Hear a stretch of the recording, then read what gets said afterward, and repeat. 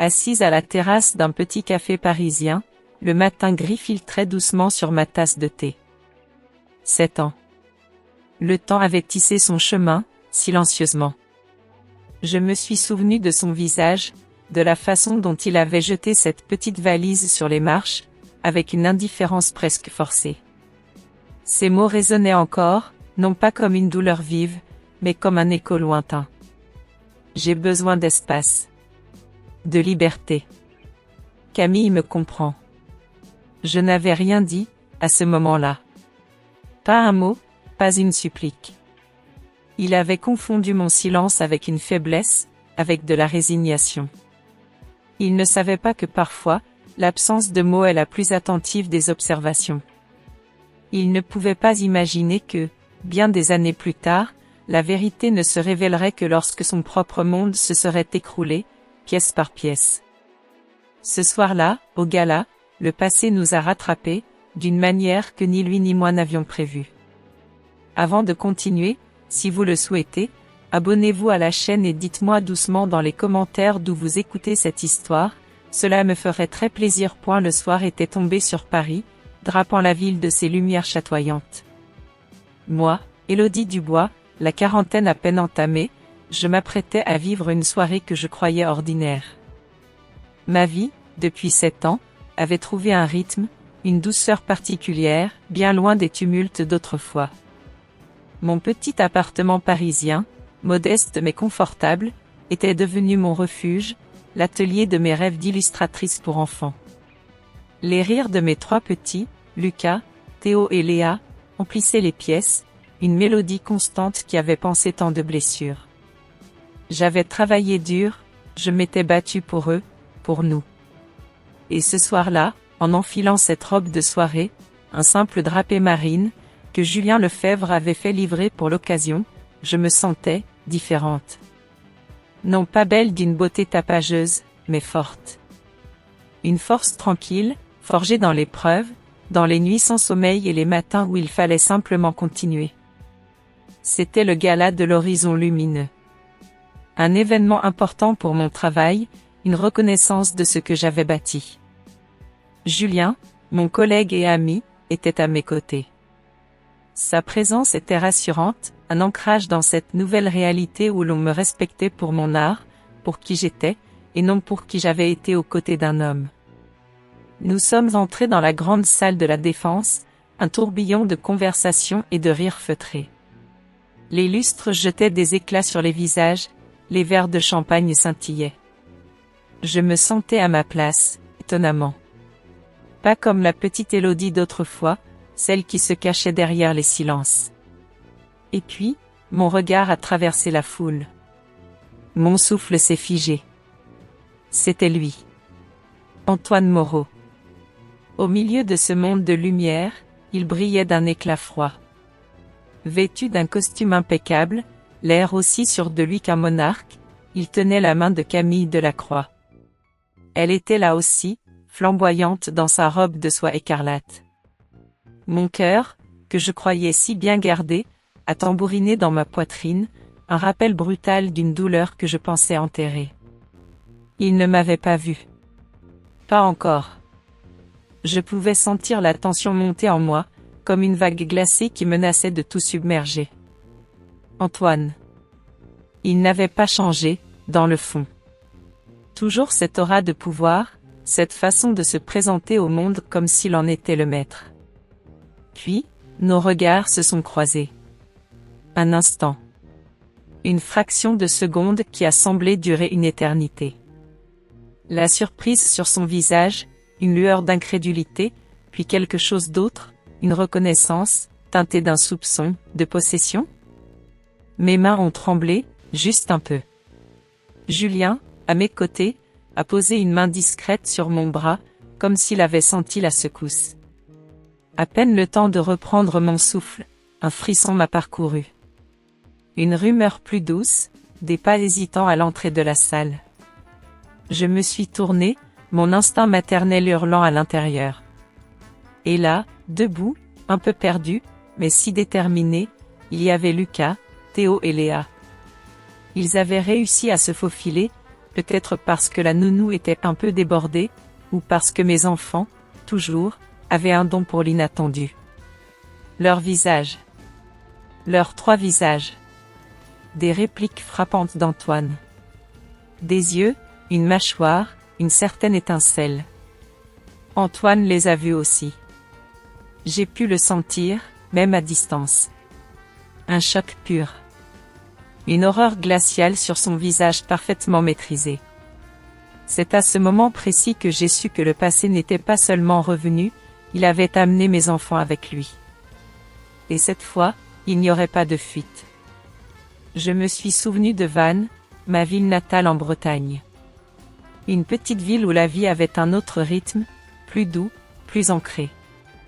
Là-bas, j'étais Élodie Dubois, la jeune femme qui aimait dessiner, qui rêvait de donner vie à des histoires pour s'époser sur mes enfants, puis il a plongé, bien au-delà des lumières du gala, dans les profondeurs de ma mémoire. 7 ans. Une éternité, et pourtant, certains souvenirs restent gravés avec enfant avec ses crayons. Mes journées étaient simples, remplies du parfum de l'encre, du bruissement des pages, et de cette quiétude que l'on ne trouve qu'au bord de l'océan. Je ne cherchais pas la grandeur, juste une vie honnête, remplie de petites joies, de dîners chaleureux, de promenades dominicales en famille. Ma mère disait toujours que j'étais la précision d'une illustration indélébile. J'étais Élodie Dubois. Une jeune femme simple, de Vannes, en Bretagne.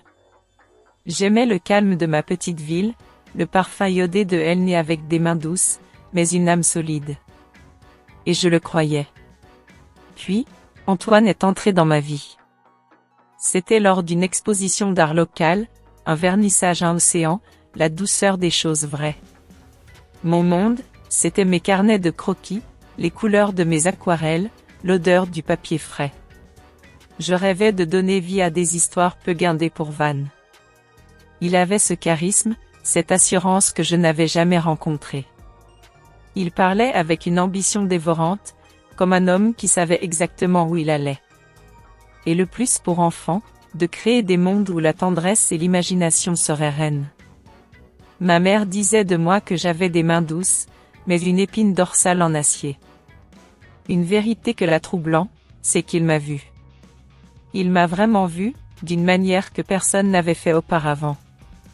Il ne s'est pas moqué de mes rêves d'illustratrice, il les a écoutés, les a questionnés, les a fait grandir. Je croyais, si naïvement, que l'amour pouvait adoucir les angles les plus vifs. Je croyais que les gens vus, plus tard, se chargeraient de me révéler. Quand j'ai rencontré Antoine Moreau, c'était différent. Il n'était pas de Vannes. Il était de ces hommes qui respirent l'ambition, le désir de conquête. Il parlait avec une assurance qui m'avait fasciné. Il m'a fait me sentir vue. Réellement vue, d'une manière que personne n'avait jamais fait auparavant. J'échangeais, qu'ils s'épanouissaient lorsqu'ils étaient aimés assez fort. Avec lui, je me sentais exister pleinement, intensément. Notre histoire a commencé ainsi. Un tourbillon de prom cru à son charme, je l'ai confondu avec le caractère. C'était une erreur, bien sûr, mais à 25 ans, le cœur est une toile vierge, prête à recevoir les plus belles couleurs. De rire, de découverte. Nous nous sommes mariés peu de temps après, dans l'intimité, avec l'espoir chevillé au corps. Il y avait des moments de bonheur pur, de ceux où l'on se dit que l'on a trouvé sa place dans le monde, son port d'attache. Les premiers temps, à Paris, dans notre petit appartement près de Montmartre, il y avait cette lumière dans ses yeux, cette complique.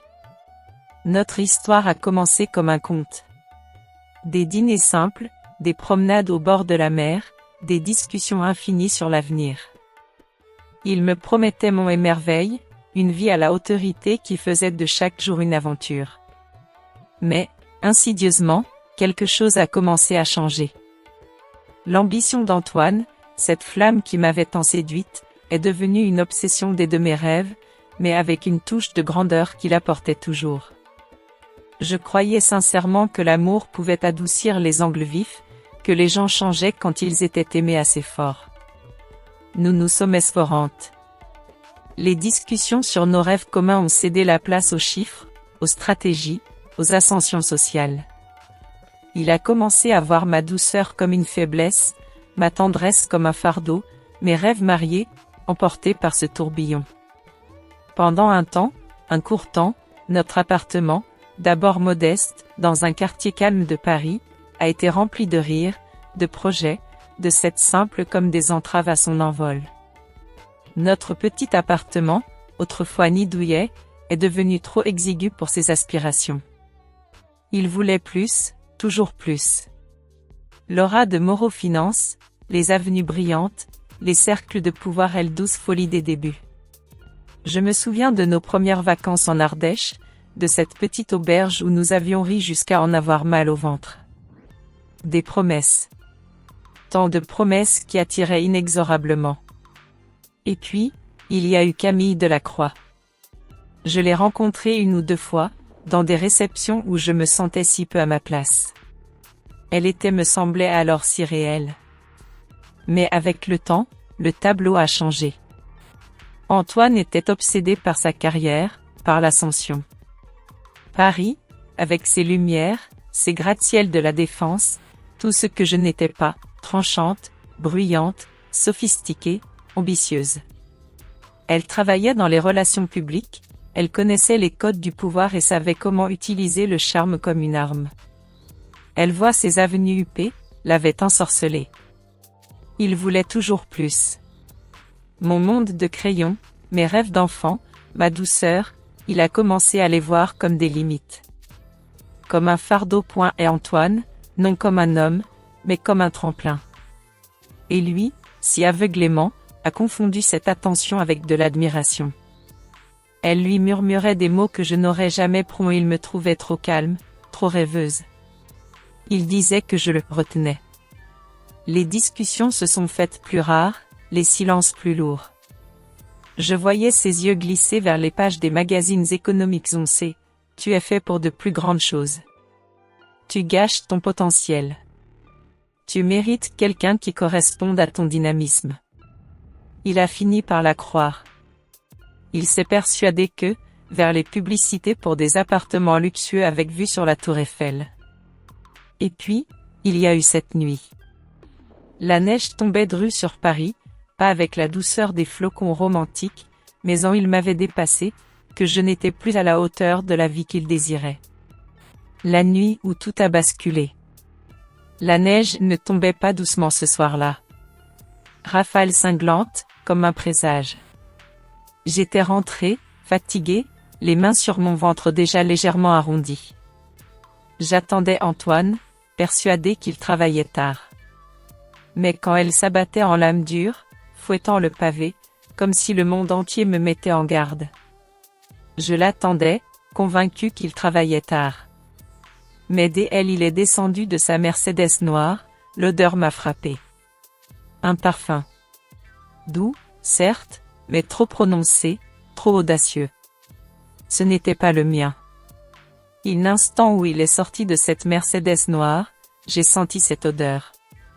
Ce parfum fugace qui n'était pas le mien. Une douceur trop vive, trop audacieuse. Antoine n'a pas cher à même pas essayer de le cacher. Sa chemise froissée, sa cravate manquante. Et ses yeux. Des yeux d'une froideur que seule une femme, lorsque l'amour s'est déjà envolé à le cacher. Il n'a même pas essayé.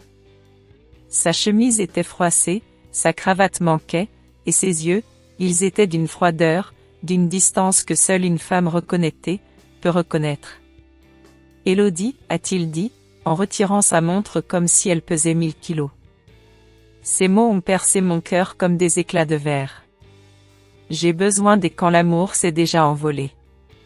Élodie, m'a-t-il dit, en retirant sa montre comme si elle le pesait. J'ai besoin d'espace. J'ai besoin d'espace. De liberté. Camille me comprend, elle. Toi, tu ne comprends pas, si tu me poses la question. Mon cœur battait si fort que j'entendais à peine le reste. Mais j'ai attrapé les mots les plus douloureux. Elle aussi, elle est enceinte, Élodie. Et elle ne me retient pas. Le monde a chaviré. 3 mois de grossesse. Épuisé, de liberté. Camille me comprend. Vous, non, si vous posez la question. Mon cœur battait si fort que j'entendais à peine le reste. Mais j'ai saisi les mots les plus douloureux. Elle est enceinte aussi, Élodie. Et elle ne me retient pas. Le monde a vacillé. J'étais enceinte de 3 mois, épuisée, seule.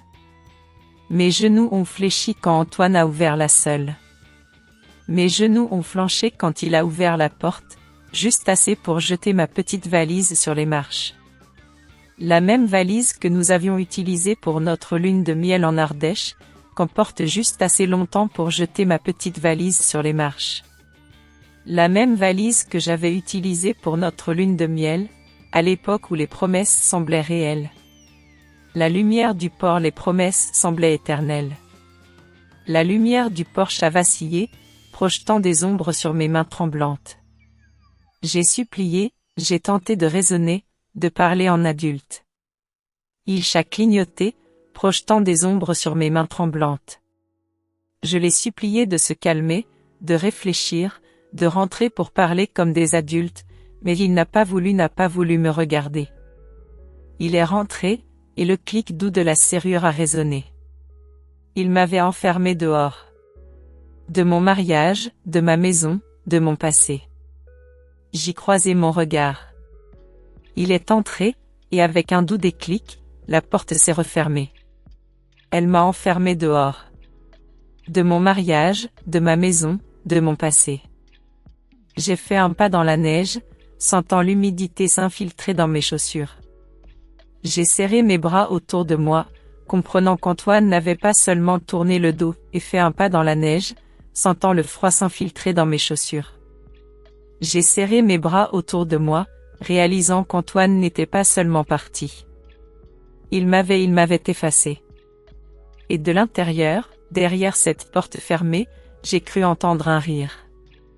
Le rire de Camille, qui résonnait dans la maison que j'avais autrefois remplie d'effacés. Et quelque part derrière cette porte close, j'ai cru entendre un rire. Le rire de Camille, résonnant dans la maison que j'avais un jour remplie d'amour. La peur et une humour.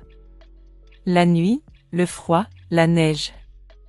Je me souviens d'avoir pensé, comment vais-je faire? Comment va-t-on faire? La peur était un manteau lourd, un froid qui solitude écrasante m'ont envahi. J'étais enceinte, sans un sou, sans personne. Je suis retournée à Vannes, ma ville, mon refuge, cherchant un semblant de paix, tentant de comprendre comment ma vie s'était effondrée si vite. C'est là, dans le silence de mes larmes, que la décision s'est prise. Je devais survivre. Pour eux. Pour ces vies fragiles qui grands n'avaient rien à voir avec l'hiver parisien. Il fallait retourner à Vannes, chez mes parents, le temps de trouver mes marques. C'était la seule solution, la seule issue que mon esprit embrumé pouvait envisager à leur point hissé en moi. C'était le début de ma bataille, une bataille silencieuse pour me reconstruire, loin de lui, loin de ce Paris qui m'avait dévoré. Quand Antoine m'a jeté dehors, ma petite valise roulant dans la neige, je suis rentrée à Vannes, chez mes parents. C'était un retour amer, teinté de honte, mais aussi d'une étrange détermination. Je ne pouvais pas rester là, à être le fardeau, le souvenir vivant d'un échec. Quelques mois plus tard, avec quelques économies et beaucoup de courage, j'ai trouvé un minuscule studio au-dessus d'une laverie, dans un quartier populaire de Paris. Les murs étaient fins, le chauffage grinçait, les escaliers craquaient sous des clous usés. Mais c'était chez moi. C'était notre chez nous. Les premiers temps, ils furent un flou d'épuisement. Mes jumeaux, Lucas et Théo, sont nés peu après. Puis, 2 ans plus tard, la petite Léa est arrivée, une surprise, un cadeau inattendu au milieu de cette solitude. Ma vie est devenue un enchaînement infini de couches à changer, de repas froids avalés à la hâte, de nuits coupées en fragments de 3 heures, souvent assise pour ne pas manquer un seul pleur. Je travaillais sans relâche, enchaînant les petits boulots, serveuse dans un café, mise en rayon la nuit, et bien sûr, mes illustrations. Je dessinais tard, longtemps après que mes yeux brûlent de fatigue. Il y a eu des nuits où je pleurais silencieusement, en pliant les minuscules vêtements que j'achetais dans des friperies. Des nuits où un petit pied me donnait un coup dans le ventre, me rappelant que je n'avais pas le luxe de m'effondrer. Pas maintenant. Pas pour eux. J'ai appris à étirer chaque euro. Les bons de réduction, les marques génériques, réparer les vieux jouets avec de la colle et du ruban adhésif. Chaque dépense était calculée, chaque centime comptait. C'était une lutte quotidienne, une bataille acharnée pour maintenir la tête hors de l'eau. Mais mes enfants, ils étaient ma lumière, mon feu sacré. Lucas, avec ses yeux curieux, commençait à déchiffrer les chiffres des 3 ans. Théo, à 4 ans, démontait déjà un vieux poste de radio et le remontait, fasciné par les rouages. Léa, la petite dernière, mémorisait des histoires entières après les avoir entendues 2 fois. Je me suis rendu compte, doucement, d'une chose miraculeuse. Ma souffrance n'avait pas seulement fait de moi une survivante. Elle avait forgé en eux des esprits plus vifs, plus brillants que je n'aurais jamais pu l'imaginer. Ce n'étaient pas seulement mes enfants, c'étaient mes prodiges. Ils étaient ma force, mon espoir, ma chance de réécrire notre futur. Pour eux, je me suis accrochée à mon rêve d'illustratrice. Chaque trait de crayon était une prière, chaque couleur une promesse. Je voulais leur offrir une vie meilleure, une vie remplie de la tendresse que je n'avais pas eue, que nous n'avions pas eue. Un jour, alors que je m'épuisais sur une commande pour une petite maison d'édition, mon téléphone a sonné. Un numéro inconnu. C'était une dame charmante, l'assistante d'un certain Julien Lefebvre, de la société Innovation Lefebvre. Elle m'invitait à un entretien, à Paris, pour discuter d'un projet de grande envergure, un programme d'alphabétisation pour enfants, qu'il voulait illustrer. J'ai hésité. Mon cœur a fait un bond. Innovation Lefebvre, c'était une entreprise de renom, bien au-delà de mes petites commandes habituelles. Mais la peur m'a saisi. Laisser les enfants? Prendre le risque? Et si je n'étais pas à la hauteur? J'en ai parlé à mes parents. Ils m'ont encouragé. Élodie, c'est ton rêve, a dit ma mère. Mes enfants, eux aussi, avec leurs petits visages lumineux, ont insisté. Maman, tu es la meilleure dessinatrice du monde, a crié Léa. Lucas, plus calme, a ajouté, tu as travaillé si dur. Tu le mérites. Leur soutien a balayé mes doutes. C'était une opportunité. Pas pour la gloire, non, je n'ai jamais cherché ça. Mais pour leur avenir. Pour leur donner une meilleure chance, une sécurité que je n'avais pas toujours pu leur offrir. J'ai accepté. Ce coup de téléphone, cette proposition, c'était un signe. Une petite lumière au bout du tunnel. Il y a des moments dans la vie où l'on se demande si la force de la solitude peut vraiment rivaliser avec les promesses d'un nouveau départ. Qu'en pensez-vous? Avez-vous déjà ressenti cette balance si délicate entre l'indépendance chèrement acquise et l'espoir d'un soutien inattendu? Nous avons emménagé à Paris, dans un petit Airbnb charmant, loin des quartiers chics, mais avec une vue imprenable sur les toits. Pour les enfants, c'était un château. Lucas appuyait son front contre la vitre, les yeux écarquillés devant les taxis jaunes qui grouillaient en contrebas, tels des fourmis affairées. Théo, silencieux, étudiait la ligne d'horizon comme s'il tentait de résoudre une énigme. Léa, elle, tournait sur elle-même, déclarant que l'appartement possédait une magie de la ville. Mon cœur se serrait. Cette ville, elle m'avait tant pris autrefois. Mais en voyant leur excitation, je sentais renaître quelque chose que je n'avais pas ressenti depuis des années, l'espoir. Mes premières rencontres avec Julien Lefebvre, au siège d'Innovation Lefebvre, avenue Montaigne, furent différentes. Ce n'était pas l'atmosphère pesante de mes anciens bureaux. Tout respirait la modernité, le respect. Des murs de verre donnant sur les arbres du jardin des Tuileries, du chrome brillant, du bois chaleureux.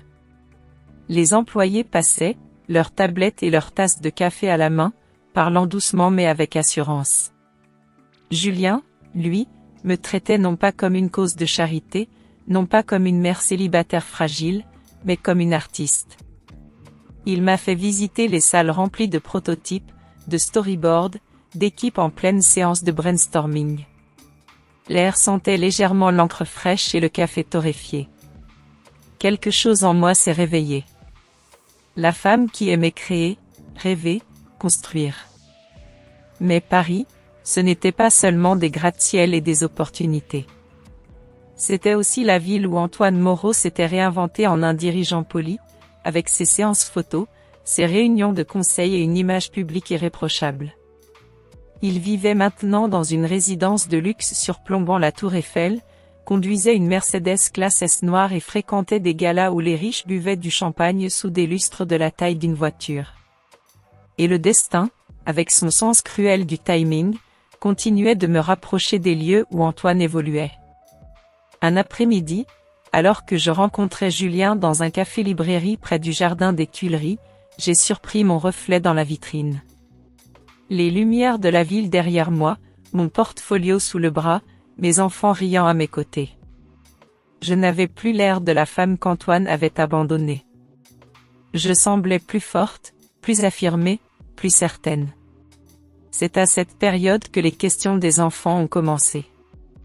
Léa, avec son intuition habituelle, m'a demandé un soir, en désignant la tour Eiffel illuminée, « Maman, papa, il est là-haut ?» Lucas, en feuilletant un journal financier qu'il avait trouvé, a pointé du doigt un logo. « Maman, c'est Moreau Finance. C'est l'entreprise dont tu parles parfois ?» Théo, lui, a fouillé dans de vieilles photos. « Il est où, l'homme sur la photo, maman ? Il te ressemble. » Mon cœur se serrait à chaque question. Comment leur expliquer l'inexplicable ? Comment leur parler de l'homme qui les avait rejetés avant même de les connaître ? Je me débattais en silence, tiraillé entre le désir de les protéger et la nécessité d'affronter la vérité. Je voyais les publicités pour Moreau Finance sur les bus, les affiches lumineuses à la Défense. Je croisais parfois, de loin, sa silhouette impeccable sortant d'un immeuble avenue Montaigne. Ces rencontres indirectes étaient comme des piqûres, des rappels insistants que le monde d'Antoine n'était jamais loin. Un jour, Julien m'a invité à déjeuner. Il a senti mon trouble, je crois.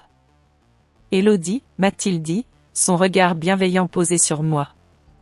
Vous semblez préoccupé. Y a-t-il quelque chose qui ne va pas ? Mon équipe juridique est là pour tous nos collaborateurs, si jamais vous avez le moindre souci personnel. Ces mots étaient si simples, si directs, si désintéressés. Il ne savait pas, bien sûr, l'ampleur de mes inquiétudes.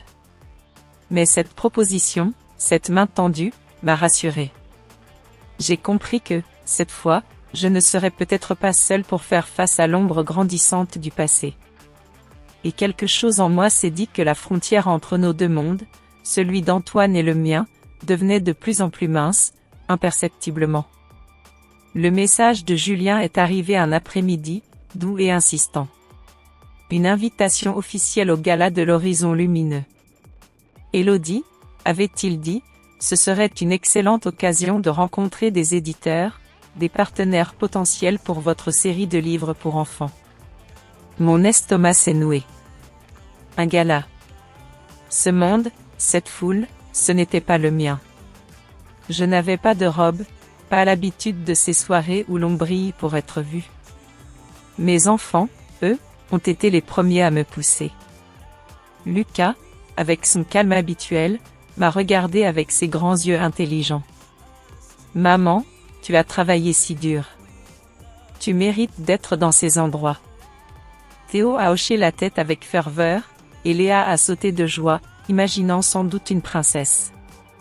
Leurs petites voix, leur foi en moi, ont balayé mes doutes. C'était pour eux, ai-je pensé. Pour leur avenir, pour leur montrer que leur maman, même simple, avait sa place. Julien, sentant ma réticence, n'a pas insisté, mais il a agi. Le lendemain, une robe est arrivée. Simple, élégante, d'un beau bleu marine, elle respectait qui j'étais, sans ostentation. Je l'ai enfilée, hésitante, devant le miroir de notre Airbnb. Et là, pour la première fois depuis des années, je n'ai pas vu une mère célibataire fatiguée, ni la femme abandonnée dans la neige. J'ai vu Élodie. Une femme qui avait retrouvé sa force. Ce n'était pas une transformation spectaculaire, juste un alignement intérieur, une dignité retrouvée. Pendant ce temps, à l'autre bout de Paris, Antoine et Camille Delacroix faisaient leur entrée. Je l'ai su plus tard, par les journaux People. Camille, dans une robe de soie rubis, conçue pour être impossible à ignorer. Antoine, la main sur son bras, le sourire poli, l'assurance calculée qui attirait les caméras. Pour lui, ce soir-là, tout était parfait. Une nouvelle occasion de prouver qu'il était au sommet, intouchable. Nous sommes arrivés. Julien, toujours discret mais protecteur, à mes côtés. Le grand hall de la Défense était baigné d'une lumière chaude, les voix se mêlaient dans un bourdonnement élégant. J'ai avancé, un peu raide au début, les yeux à peine levés du sol. Julien me guidait, me parlant doucement, comme si ma place était là, plus que celle de quiconque. C'est Camille qui l'a vue en premier. Cette femme, a-t-elle murmuré, les yeux plissés, elle me dit quelque chose. Antoine a jeté un coup d'œil, s'attendant à voir l'épouse d'un quelconque investisseur, une figure oubliable. Au lieu de cela, son monde s'est figé. Élodie Dubois. Dans une robe, dans son monde, à côté d'un homme d'affaires influent. Mon cœur a cogné contre mes côtes. Un instant, j'ai cru qu'il était en train d'halluciner. Comment pouvais-je être là? Calme, digne, meilleur que dans ses souvenirs. La main de Camille s'est resserrée sur son bras. Antoine, qu'est-ce qu'il y a? Il n'a pas répondu. Il ne pouvait pas. Moi, sentant des regards sur moi, j'ai levé les yeux. Mon regard a croisé le sien, à travers la salle. Le brouhaha a semblé s'éteindre. La musique s'est adoucie. L'air est devenu plus dense. Je n'ai pas scié. Je n'ai pas détourné le regard.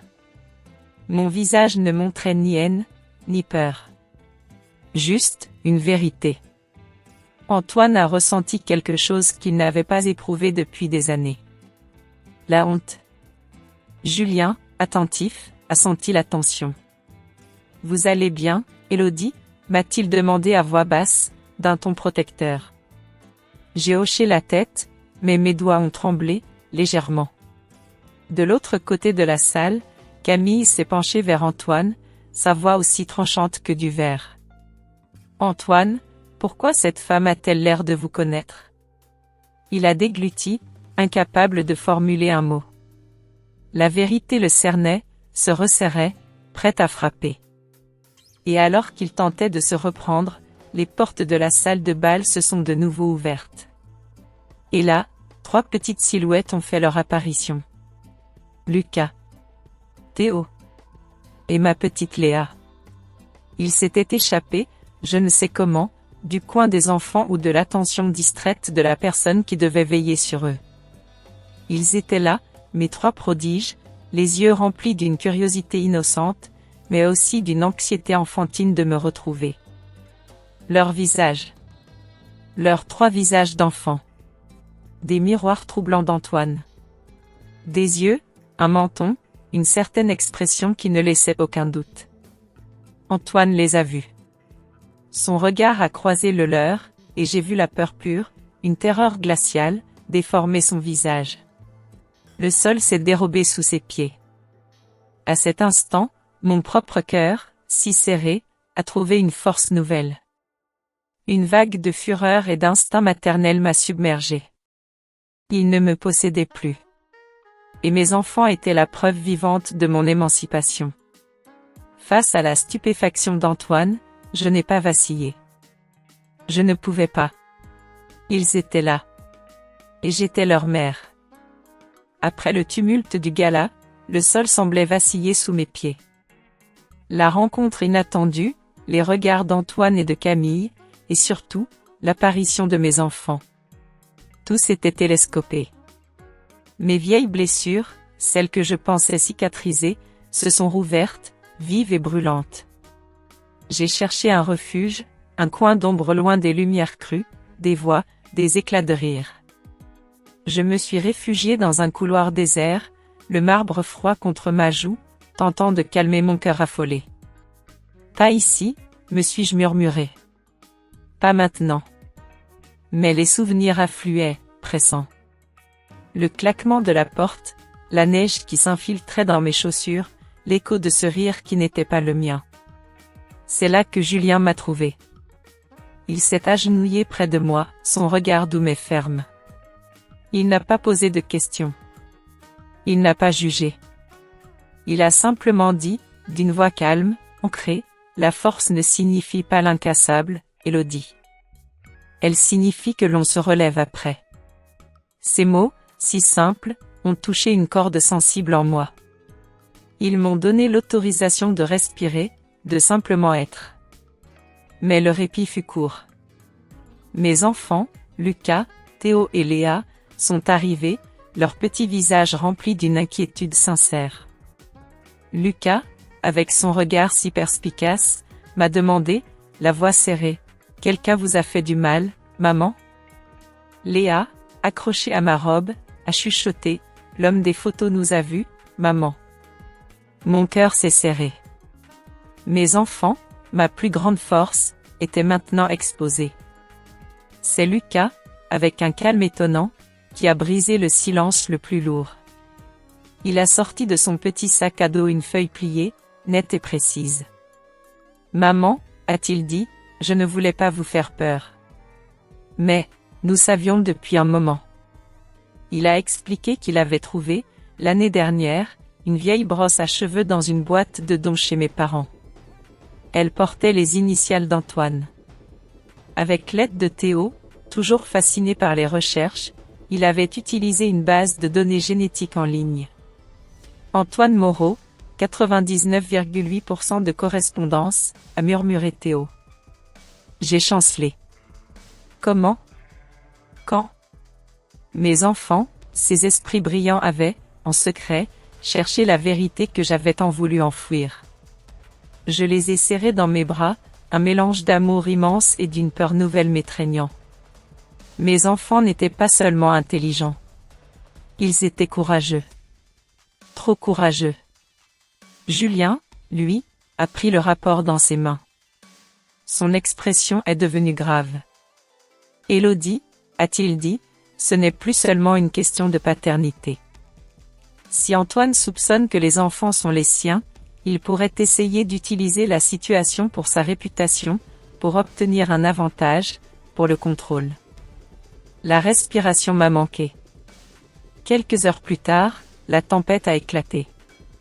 Antoine Moreau n'avait pas perdu de temps. Les gros titres ont inondé les réseaux sociaux, les blogs financiers, les sites d'actualité. Son visage placardé partout. L'article insinuait qu'il brisait le silence, révélait un secret sur sa famille passée, parlait de mineurs non confirmés qu'il prétendait être utilisés contre lui. Il se posait en victime, un homme hanté par une ex-manipulatrice qui refaisait surface pour ruiner sa carrière. Mon sang n'a fait qu'un tour. Il n'avait pas nommé les enfants directement, mais les détails étaient suffisants. Les requins du monde des affaires, ou pire, les médias, n'auraient pas longtemps à chercher. Théo a serré les poings. Il essaie de vous faire passer pour la méchante, maman. Léa, blottie sur mes genoux, a demandé, pourquoi ment-il encore? J'ai dégluti. Parce que votre père ne sait pas faire face à la vérité. Julien, debout derrière moi, les épaules tendues, avait les yeux brûlants d'une colère que je ne lui connaissais pas. Il est désespéré, a-t-il dit. C'est ce que font les hommes quand leur pouvoir commence à leur échapper. Ils réécrivent l'histoire. J'ai passé des années à les protéger, ai-je murmuré, la main sur le front. Et maintenant, Il les jette sous les projecteurs. Alors, nous les sortons de là, à vos conditions, a déclaré Julien, d'une voix ferme. Pas aux siennes. Il a sorti de sa mallette une pochette. J'ai demandé à mon équipe juridique de préparer des documents le jour où j'ai compris qui il était, juste au cas où. Des ordonnances de protection, des déclarations clarifiant ma position, et même une première requête pour la reconnaissance légale des enfants, sans lui accorder de droit. C'était bien plus que ce que j'avais jamais osé espérer. Mon téléphone a vibré. Des dizaines de notifications. Et puis, un message qui m'a glacé. Lucas, son petit visage pâle, a dit « Maman, quelqu'un des informations est en bas ». Je me suis précipité dans le hall. Des reporters s'agglutinaient sur le trottoir, les flashs crépitaient, criant mon nom, posant des questions que je ne pouvais supporter d'entendre. « Madame Dubois, est-ce vrai? Les enfants sont-ils les siens? Pourquoi sortir de l'ombre maintenant? Cherchez-vous de l'argent auprès de Moreau Finance? » J'ai figé. Un instant, je me suis sentie de nouveau comme cette femme dans la neige. Petite, tremblante, engloutie par des forces que je ne pouvais maîtriser. Puis, Lucas, Théo et Léa ont fendu la foule. Ils se sont placés devant moi, comme un bouclier. « Laissez notre maman tranquille », a crié Lucas, sa voix tremblante mais courageuse. « Vous ne savez rien d'elle », a ajouté Théo. « C'est la meilleure maman du monde », a sangloté Léa. La foule s'est tue. J'ai éclaté en larmes, non pas de peur, mais submergé par l'amour infini qui émanait de ces petites voix. La seule chose qu'Antoine Moreau n'avait jamais comprise était là, juste devant moi. Ces enfants n'étaient pas ma faiblesse. Ils étaient ma plus grande force. À cet instant précis, une berline noire de luxe a roulé jusqu'au trottoir. La portière s'est ouverte. Antoine en est sorti. Les caméras ont explosé en flash. Les reporters ont hurlé son nom. Il a ajusté sa cravate, affichant l'expression d'un homme habitué à jouer son rôle devant le monde. « Élodie » a-t-il dit froidement. « Nous devons parler. » Julien s'est immédiatement interposé. « Non » a-t-il dit. « Vous ne l'embusquez pas en public. » La mâchoire d'Antoine s'est crispée.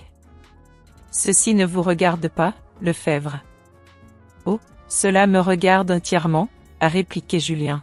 « Parce que vous avez franchi une limite aujourd'hui. » Antoine a fulminé, baissant la voix. « Elle devra me parler, tôt ou tard. Elle ne peut pas se cacher derrière vous éternellement. » J'ai essuyé mes larmes, j'ai levé le menton. J'ai fait un pas en avant, avec plus de courage que je n'en ressentais. « Je ne me cache pas », ai-je dit doucement. « Plus maintenant. » Les reporters se sont penchés, sentant qu'un moment crucial était sur le point d'éclater. Et puis Antoine a dit quelque chose de si explosif, de si irréfléchi, que la rue entière a semblé retenir son souffle. Ces enfants feraient mieux d'en valoir la peine, Élodie. Le dérangement que vous me causez, cela va vous coûter cher. Le lendemain matin, Paris semblait plus froid, plus incisif, comme si toute la ville retenait son souffle. L'incendie médiatique autour d'Antoine Moreau avait grandi pendant la nuit.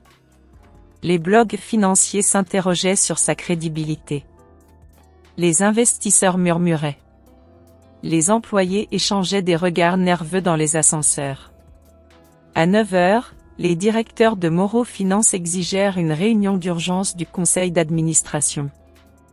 Antoine a traversé le hall vitré avec une confiance forcée, ajustant sa cravate comme pour redresser son ego. Il s'est dit qu'il gardait le contrôle. Il s'est dit qu'il pouvait manipuler l'histoire, rejeter la faute, enterrer la vérité. Il l'avait déjà fait. Mais en entrant dans la salle de réunion, sa longue table d'acier luisante sous les lumières tamisées, il a senti que quelque chose était différent. La pièce était trop silencieuse. Les regards, trop froids.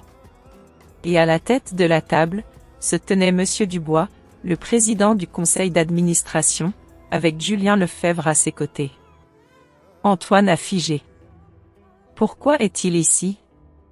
Julien ne s'est pas levé. Il n'en avait pas besoin.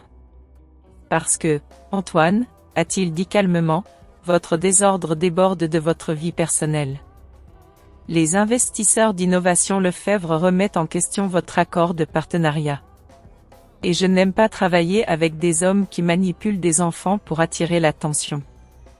La mâchoire d'Antoine s'est crispée. C'est une affaire privée de l'entreprise. Non, a dit Monsieur Dubois, en faisant glisser un dossier sur la table. C'est une crise. Antoine a ouvert le dossier et a senti son estomac se nouer. À l'intérieur se trouvaient des captures d'écran de ses déclarations médiatiques, des préoccupations d'analystes, et des accusations selon lesquelles il avait fabriqué une histoire pour se protéger d'allégations de mauvaise conduite financière en attente. Où avez-vous trouvé cela? A demandé Antoine. La question, a répondu Monsieur Dubois froidement, est pourquoi nous ne les avons pas obtenus de vous. Antoine a essayé de parler, mais Julien a interjeté calmement. Votre crédibilité s'effondre, Antoine. Et le Conseil veut des réponses. Les membres ont murmuré leur accord. L'un d'eux a demandé, avez-vous sciemment divulgué des histoires impliquant des mineurs pour manipuler la sympathie du public? Antoine s'est raidi. Je devais me protéger. Je ne les ai pas nommés. Mais vous les avez exposés, a dit un autre directeur. Une femme à l'autre bout de la table a ajouté, l'indignation publique grandit. Des parents célibataires à travers le pays menacent de boycotter nos produits. La frustration d'Antoine a bouilli. Ce sont mes enfants. J'ai le droit. La voix de Julien a tranché, ferme comme l'acier. Vous avez renoncé à ce droit la nuit où vous avez laissé leur mère dans la neige. La pièce est devenue silencieuse. Le visage d'Antoine est devenu livide. Vous ne savez rien de cela. Oh, a dit Julien doucement. J'en sais assez. Monsieur Dubois a fermé le dossier. Antoine, les investisseurs veulent de la stabilité, pas du scandale, pas du chaos émotionnel, pas de la manipulation. Nous pourrions être contraints de vous suspendre en attendant une enquête interne. Antoine a claqué sa main sur la table. C'est ridicule. J'ai construit la moitié de cette entreprise. Julien s'est finalement levé, ajustant sa veste. Sa voix était basse, mais elle portait tout le poids de la vérité. Vous l'avez construite sur l'ambition, mais vous la perdez à cause de l'arrogance. Antoine l'a fusillé du regard, les yeux brûlants de haine. C'est à cause d'elle, n'est-ce pas, Élodie? Elle vous a monté contre moi. L'expression de Julien s'est adoucie pour la première fois. Non, Antoine, vous avez fait ça tout seul. La porte de la salle de réunion s'est ouverte. Tout le monde s'est tourné. Élodie Dubois est entrée, calme, stable, transformée, tenant un document dans sa main tremblante. Le visage d'Antoine s'est vidé de ses couleurs. Élodie, a-t-il murmuré. Que faites-vous ici? Elle a fait un pas en avant, sa voix douce mais inébranlable. Je suis ici parce que vous avez franchi une limite que je ne peux ignorer. Antoine a dégluti. Quelle limite? Élodie a posé le document sur la table. Un dépôt légal, un qui pourrait lui coûter cher. Et puis elle a prononcé les mots qui ont fait que tout le conseil s'est penché en avant. Je dépose une demande pour mettre fin à vos droits parentaux. Antoine Moreau avait toujours imaginé qu'il était intouchable. Un homme comme lui ne tombait pas. Il s'élevait. Il dominait. Il écrasait les obstacles sous ses chaussures italiennes polies. Mais alors que les mots d'Élodie résonnaient dans la salle de réunion, le sol sous lui a bougé, s'est fissuré, puis s'est ouvert. Pour la première fois depuis des années, il a ressenti quelque chose de terrifiant. Il n'avait aucun contrôle. Les membres du conseil ont regardé, certains choqués, d'autres discrètement satisfaits. Julien se tenait près d'Élodie, sa présence un rappel qu'Antoine n'était plus le centre du monde qu'il contrôlait autrefois. Antoine a essayé de rire, mais le son s'est éteint dans sa gorge. C'est absurde. Vous ne pouvez pas faire ça. Vous ne pouvez pas m'effacer. Élodie l'a regardé avec un calme qu'il ne reconnaissait pas. Je ne vous efface pas, Antoine. Vous vous êtes effacé vous-même il y a des années. Chaque mot tranchait son armure. Monsieur Dubois a raclé sa gorge. Antoine, cette affaire juridique est personnelle, mais les conséquences publiques nous incombent. Tant que cela sera en cours, vous serez mis en congé administratif. C'était une tournure plus douce que la réalité. Il était évincé. Antoine a serré la mâchoire. Vous faites une erreur. Non, a dit Julien calmement. Vous avez fait l'erreur. Nous ne faisons que la reconnaître. La vision d'Antoine s'est troublée sur les bords. La colère et l'humiliation se battaient en lui. Il a quitté la salle de réunion en trombe, manquant de renverser une jeune assistante. Les caméras ont flashé dès qu'il est sorti du bâtiment. Les reporters se sont déchaînés comme des frelons. Monsieur Moreau, est-il vrai que vous avez abandonné votre femme enceinte il y a des années? Niez-vous les résultats ADN? Êtes-vous suspendu pour mauvaise conduite? Que dites-vous de la pétition pour retirer vos droits parentaux? Antoine a bousculé la foule, la poitrine serrée. Comment tout s'était-il effondré si vite? Comment Élodie? Élodie, la jeune femme calme qui s'accrochait à son bras, était-elle devenue quelqu'un d'assez puissant pour le défier? Il a atteint sa Mercedes, mais ses mains tremblaient trop pour la déverrouiller. Un agent de sécurité s'est approché. Monsieur, le bâtiment a demandé que vous quittiez les lieux rapidement. Il y a trop de monde. Même le garde le regardait différemment maintenant, comme un homme déchu, pas comme un dirigeant puissant. Antoine a conduit sans but dans Paris, les souvenirs s'écrasant en vagues. La nuit où il avait abandonné Élodie. Les excuses qu'il s'était racontées. Les mensonges qu'il avait crus. La vie qu'il avait construite sur une blessure qu'il n'avait jamais pris la peine de refermer. Dans l'après-midi, il est retourné à son appartement de luxe. Autrefois symbole de succès, maintenant un écho creux de chaque choix égoïste qu'il avait fait. Camille se tenait à l'intérieur, les bras croisés, son expression glaciale. J'ai vu le titre, a-t-elle dit. Beau travail pour vous transformer en un méchant national. Antoine a passé une main dans ses cheveux. Camille, pas maintenant. Oh, maintenant est exactement le moment, a-t-elle dit en s'approchant, les yeux perçants. Je n'ai pas signé pour être avec un homme dont la carrière coule. Je voulais du pouvoir, Antoine, de l'influence, de la stabilité. Et vous avez tout réduit en cendres. Il l'a regardée, réalisant qu'elle n'était pas en colère à cause des enfants. Elle était en colère parce que sa chute menaçait son statut. Camille, a-t-il murmuré, la voix brisée. S'il vous plaît, ne partez pas. Elle a ri, un rire froid et coupant. Vous pensez que je vais rester avec un homme qui ne peut même pas protéger sa réputation? Vous pensez que je vais m'attacher à un scandale de cette ampleur? Il a tendu la main vers elle, mais elle a reculé. J'ai fini, a-t-elle dit simplement. Bonne chance pour nettoyer ce désordre.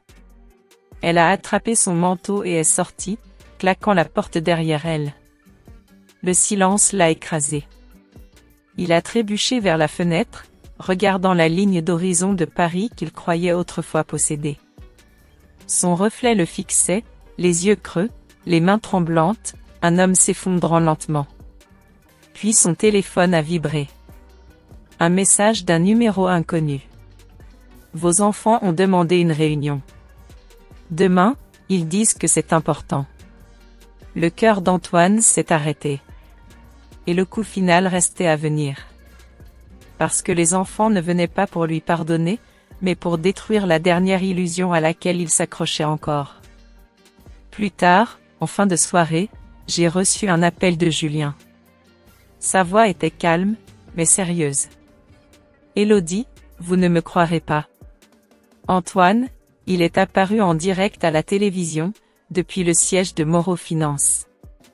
Il a fait une pause. Il a publiquement renié les enfants. Les mots ont transpercé ma poitrine comme une lame. Je me suis effondré sur le canapé, ma main sur ma bouche. Léa a éclaté en sanglots. Lucas semblait avoir reçu un coup de poing. Théo fixait l'écran, son expression figée.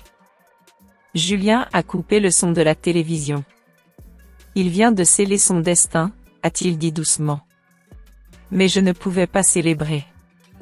Ces enfants avaient déjà subi l'abandon une fois.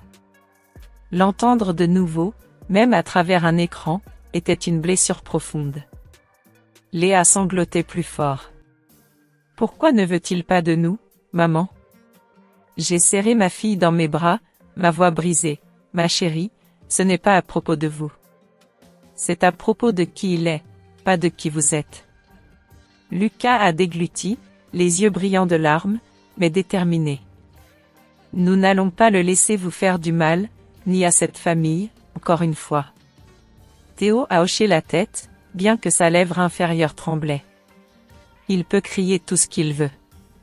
Il peut tout nier, mais le monde sait maintenant.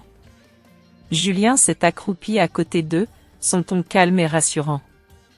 Élodie, au moment où il a prononcé ces mots, il s'est légalement miné. Cette vidéo seule peut soutenir votre pétition. Il les a publiquement désavoués. J'ai cligné des yeux pour retenir mes larmes. Je n'ai jamais voulu utiliser les enfants comme une arme. Je voulais juste les protéger. Et maintenant vous le pouvez, a dit Julien doucement. Il vous a donné la preuve la plus solide que vous puissiez demander. Les mots prononcés ce jour-là ont résonné en moi bien au-delà de ce que j'aurais pu imaginer. Ils ont brisé quelque chose, oui, mais ils ont aussi libéré. Si vous êtes encore à mes côtés en ce moment, si ces mots trouvent un écho en vous, j'aimerais savoir. Peut-être qu'un simple « en commentaire me ferait comprendre que je ne suis pas seul à me souvenir de ces épreuves, et cela me donnerait la force de continuer ce récit jusqu'à la fin. Votre présence est un doux murmure de soutien. La nouvelle de la déclaration d'Antoine à la télévision s'est propagée comme une traînée de poudre. Le monde était loin de s'apaiser. Au siège de Moreau Finance, le chaos s'est intensifié. Les reportages montraient des agents de sécurité tentant de maîtriser Antoine alors qu'il criait des accusations aux membres du conseil d'administration, pointant du doigt dans tous les sens, insistant sur le fait qu'il conspirait avec Élodie et Julien. Vous êtes tous contre moi. Vous essayez de me ruiner à cause d'elle. À cause de cette femme, Élodie. Elle m'a piégé. Elle a toujours voulu me détruire. Sa voix s'est brisée sur la dernière phrase, rauque et désespérée. Les caméras ont tout capturé. Sa réputation police s'est désintégrée en quelques minutes. Finalement, la police l'a escorté hors du bâtiment, tandis que les journalistes le suivaient dans la rue, leurs questions incessantes. Niez-vous les accusations de fraude? Démissionnez-vous? Regrettez-vous vos commentaires sur les enfants? Êtes-vous sous enquête fédérale? Antoine les a bousculés, tremblant, les yeux hagards et brisés. Il a l'air perdu, a murmuré Lucas, en regardant l'écran de télévision dans notre petit Airbnb. Julien a hoché la tête sombrement. Il s'effondre. Et quand des hommes comme Antoine s'effondrent, ils ne pensent pas, ils réagissent. Réagissent comment? Ai-je demandé, sentant un frisson me parcourir. Avant que Julien ne puisse répondre, son téléphone a vibré. Il l'a consulté, son expression s'est assombrie. Qu'est-ce que c'est? Ai-je demandé. Julien a expiré. Une alerte d'urgence pour les employés de Moreau Finance. Quelqu'un a divulgué l'enquête interne. Les dossiers complets des transactions. Antoine fait face à des accusations fédérales. Mon souffle s'est coupé. Alors, cela arrive vraiment? Oui, a dit Julien. Et ce n'est que le début. Avant que quiconque ne puisse parler à nouveau, un coup violent a secoué la porte d'entrée. Lucas, Théo et Léa se sont tendus. Je me suis levé, mes jambes instables. Julien s'est instinctivement placé devant moi. Resté derrière moi. Le coup est revenu, plus fort cette fois. Une voix grave a appelé, « Mademoiselle Dubois, c'est la police nationale de Paris. Nous devons vous parler immédiatement. » Mon cœur s'est serré. Je savais que derrière cette porte, il n'y avait pas un danger immédiat, mais des nouvelles qui changeraient le destin de ma famille pour toujours. Julien a ouvert. 2 policiers en uniforme se tenaient sous la lumière clignotante du couloir. Leurs expressions n'étaient pas dures, mais graves. « Mademoiselle Élodie Dubois ?» a demandé l'officier le plus grand. « Oui », ai-je répondu, la voix basse m'est posée. « Nous devons vous parler de l'enquête en cours concernant Antoine Moreau. » Mon pouce est accéléré. Est-ce que quelque chose ne va pas? L'officier a échangé un regard avec son partenaire avant de répondre. Antoine Moreau est actuellement en garde à vue. Nous devons vous poser quelques questions concernant des événements qui ont eu lieu il y a plusieurs années, ainsi que la sécurité de vos enfants. Léa s'est accrochée à ma robe. Lucas s'est rapproché. Les yeux de Théo se sont plissés, suspicieux. Julien a posé une main ferme sur mon épaule. « Vous n'avez pas à faire cela seul, » a-t-il dit doucement. L'officier a acquiescé. « Monsieur Lefebvre peut vous accompagner. » Nous nous sommes assis autour de la petite table à manger de notre Airbnb. Dehors, le bourdonnement étouffé de Paris continuait, inconscient de la tempête à l'intérieur de la pièce. « Mademoiselle Dubois », a commencé l'officier. « Monsieur Moreau a mentionné dans sa déclaration qu'il vous a quitté volontairement et que vous ne l'avez jamais informé de votre grossesse. » J'ai inspiré brusquement. C'est un mensonge. Il savait. Il est parti quand même. L'officier a hoché la tête. Nous nous en doutions, mais nous avons besoin de votre confirmation officielle. Ma voix a tremblé légèrement, mais je me suis tenue droite. Je le lui ai dit la nuit où il m'a jeté dehors. Il s'en fichait. Léa a essuyé ses yeux. Lucas a posé un bras autour de ses épaules. Le deuxième officier s'est penché en avant. Mademoiselle Dubois. Lors de son effondrement, Monsieur Moreau a également affirmé que vous l'aviez menacé avec des preuves fabriquées. J'ai cligné des yeux. Menacé? J'ai à peine parlé avec lui en 7 ans. La mâchoire de Julien s'est serrée. Ils essaient de déterminer si Antoine tente de rejeter la faute, a poursuivi l'officier. Monsieur Moreau a également déclaré que vous et vos enfants travailliez avec des étrangers pour le ruiner. Théo a soufflé sous son souffle. Il s'est ruiné tout seul. J'ai pris une lente inspiration. Officier, je n'ai jamais voulu de vengeance. Je voulais seulement la paix pour mes enfants. Tout ce qui sort maintenant, c'est l'œuvre d'Antoine, pas la mienne. Julien a regardé les officiers. Et si je peux ajouter, elle dit la vérité. Le grand officier a fermé son carnet. Nous vous croyons. Et nous voulons que vous entendiez cela directement de nous. Les accusations contre Antoine s'aggravent.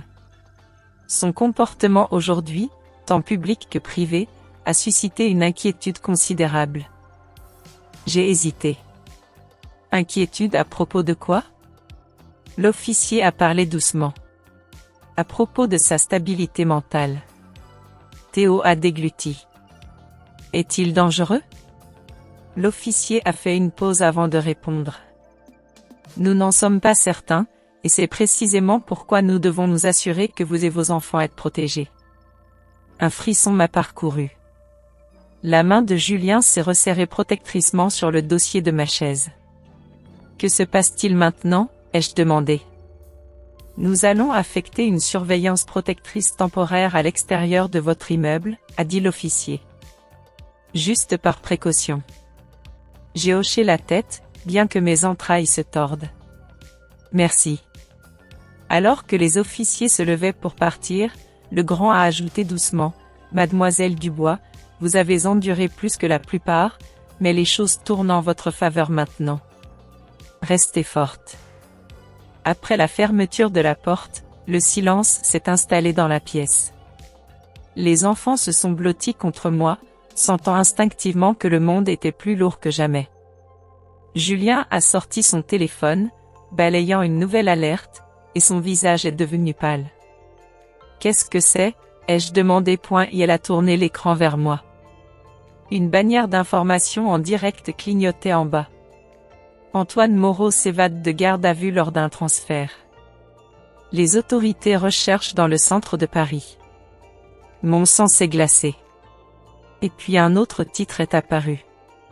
Dernièrement vu près du quartier où Élodie Dubois et ses enfants résident. L'air de Paris a changé cette nuit-là. Lourd, électrique, rempli d'un sentiment de danger que je pouvais sentir dans mes os. Dehors, par la fenêtre de l'Airbnb, des sirènes lointaines hurlaient, rebondissant entre les grands immeubles. La ville semblait différente, moins vivante, plus vigilante. Julien a immédiatement fermé les stores. Personne ne s'approche des fenêtres, a-t-il dit fermement. Lucas a conduit Léa vers le canapé. Théo a vérifié la serrure de la porte 2 fois. Je me tenais figé, essayant de calmer ma respiration. Il s'est évadé, ai-je chuchoté. Pourquoi vient-il ici? Julien s'est approché, baissant la voix. Il est en train de s'effondrer. Quand des hommes comme Antoine perdent le contrôle, ils s'en prennent à la dernière chose qu'ils pensent encore pouvoir contrôler. Nous, ai-je dit doucement. Julien a hoché la tête. Il a déplacé les enfants derrière lui alors qu'il scannait la pièce. Élodie. Nous devons rester ensemble et nous devons rester vigilants. Mais mon esprit est revenu au moment où j'avais rencontré Antoine, il y a des années. Le sourire charmant, les promesses, la chaleur qui avait fini par devenir froide. J'avais jadis fait confiance à cet homme de toute ma vie. Maintenant, je craignais ce qu'il pourrait faire dans un moment de désespoir pur. Un grand bruit nous a tous surpris. Lucas a sauté sur ses pieds. Léa a halté. Théo s'est figé. Julien a fait signe de faire silence. Un autre coup, cette fois contre la rampe métallique à l'extérieur de la porte. Mon souffle s'est coupé. Julien, il est là. Julien s'est positionné entre la porte et ma famille. Les enfants, restez derrière votre mère. J'ai composé le numéro d'urgence, mes mains tremblant, mais avant que je ne puisse appuyer sur le bouton d'appel, une voix est venue du couloir, rauque, tremblante, brisée par la peur et la rage.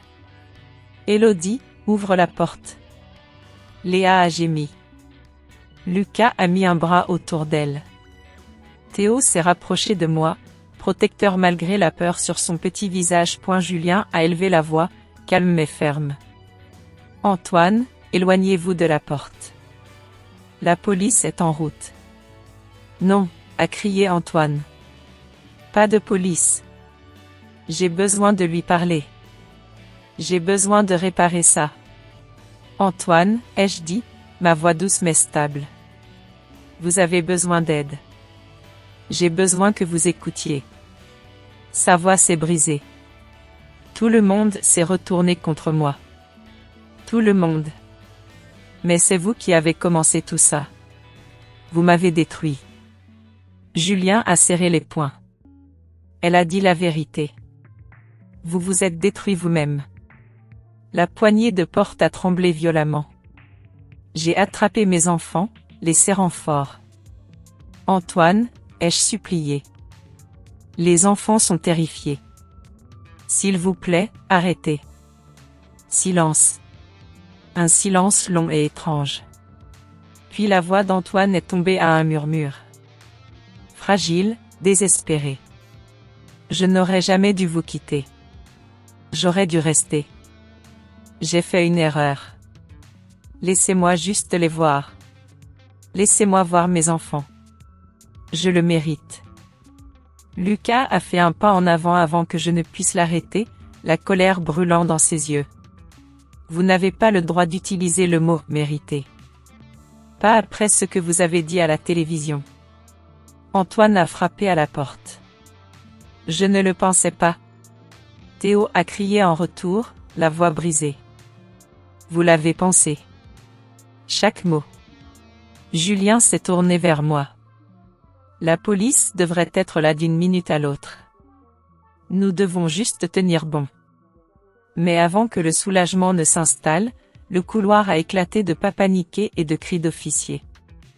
Monsieur, éloignez-vous de la porte.